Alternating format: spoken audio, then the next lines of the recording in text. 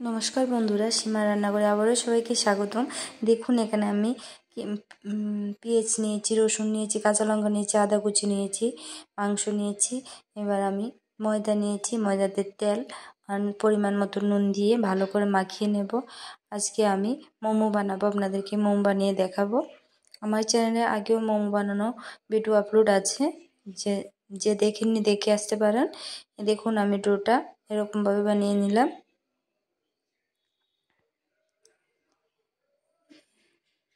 এবার আমি এখানে একটা বাটির মধ্যে মাংসটা নিয়েছি, পেঁয়াজ কুচি, রসুন কুচি, আদা কুচি দিয়ে দিলাম।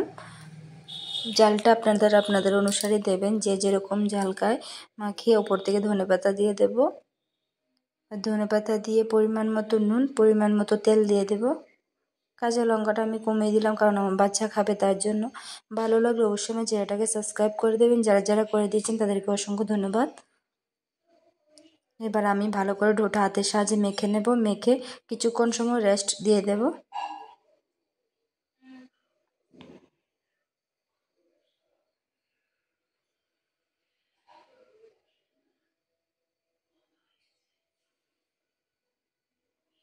দেখুন মেখে আমি কিছুক্ষণ সময় রেস্ট দিয়ে দিলাম।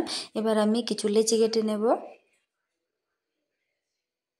এবার আমি লুচির মতো কিছু কিছু করে ডো কেটে কেটে নিয়ে বানিয়ে নেব। লুচি যেরকম বানাই এরকমভাবে ডোটা রেডি করবেন।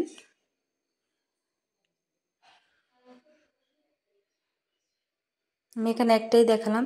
দেখুন আমি এতটা মোমো শেপ দিতে পারি না, তাকে যতটুকু পারি আমি অতটুকু দিয়েছি। বাইরের মোমো থেকে আমার মনে হয় ঘরে মোমো বানানো খাওয়াটাই বেস্ট।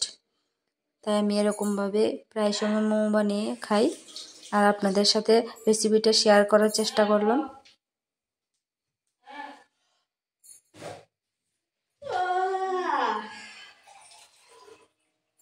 দেখুন আমি আরেকটা মোমো দেখিয়ে দিলাম আপনাদেরকে।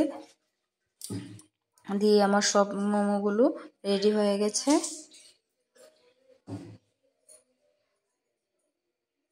দেখুন কীরকম করে মুড়ে নিলাম। আমি আগেই বললাম, কিছু মাইন্ড করবেন না, আমি এতটা মোমো শেপটা ভালো করে দিতে পারি না। যেরকম পারছি এরকমই দেখাচ্ছি আপনাদেরকে। এবার আমি একটা যাতে স্টিম করব, তো পরিমাণ মতো তেল দিয়ে দেব। তেলটা দিলাম কেন, যাতে মোমোটা আমার লেগে না যায়, তার জন্য। তেলটা ব্রাশ করলে মোমোটা আর লেগে যাবে না, তার জন্য দিলাম। এবার আমি যে মোমোগুলো নিয়েছিলাম সবগুলো এক এক করে দিয়ে দেব।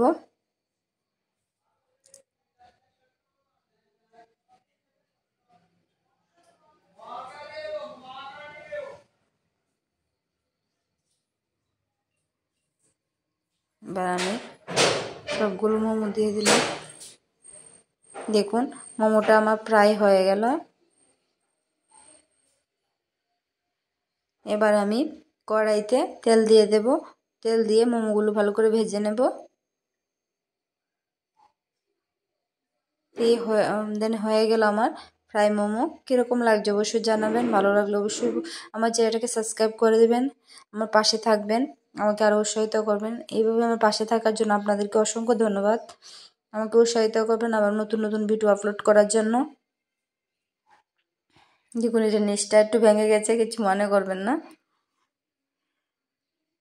আর আমি এক এক করে সব মোমোগুলো ভেজে নেব। ভেজে দেখাচ্ছি আপনাদেরকে সবগুলো। দেখুন কালারটা কি সুন্দর এসেছে, অসাধারণ। সত্যি বলছি গাইস, বহুত টেস্টি হয়েছিল, বহুত টেস্টি, খেতে খুব মজা লাগছিল। দেখুন।